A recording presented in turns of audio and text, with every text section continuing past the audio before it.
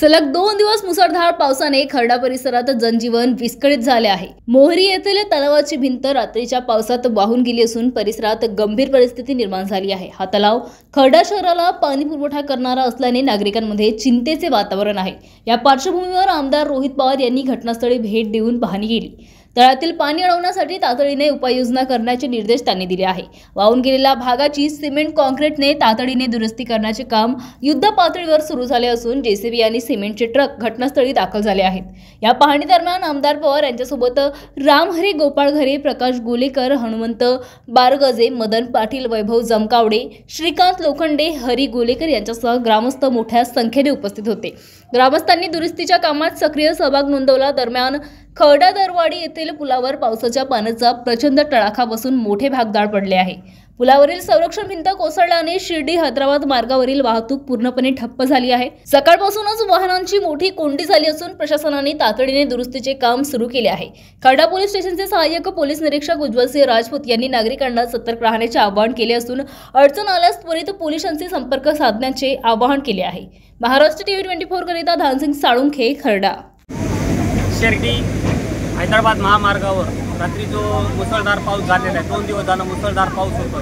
2 दिवस झाले मुसळधार पावसाने दरवाडी येथील हा जो पूल आहे हा पूर्णपणे उद्ध्वस्त होऊन त्याचा कठडा पूर्ण वाहून गेलेला आहे। खर्डा पोलीस स्टेशनचे सहाय्यक पोलीस निरीक्षक उज्ज्वलसिंह राजपूत यांनी जनतेला सतर्क राहण्याचा इशारा दिलेला आहे। तेव्हा आपली काळजी आपण स्वतः घ्या। आज आपण जर बघितलं तर आम्ही मोहरी प्रकल्पावर आहोत। इथं त्याचा जो सांडवा आहे तो पूर्णपणे फुटलेला आहे आणि त्याच्यामुळे खालच्या बाजूला खूप मोठी अडचण इथं असणाऱ्या ग्रामस्थांची, शेतकऱ्यांची झाली होती। आम्ही अधिकारी व सर्व पदाधिकारी हे लोकांच्या संपर्कात होतात। लोकांना काल रात्री त्यांनी मदत केली, पण आता आम्ही इथं येऊन आपल्याला काय मदत करता येईल यासाठी तिथं पूर्णपणे पाठिंबा अधिकाऱ्यांना दिलेला आहे। जी कुठली मशीन त्यांना लागते ती आपण दिलेली स्वखर्चातून आपण इथं मशीन, ट्रॅक्टर, त्याच्याचबरोबर 1000 सिमेंटच्या गोण्या दिलेल्या आहेत। लवकरात लवकर इथं जी काय डागडुजी करायची ती करा।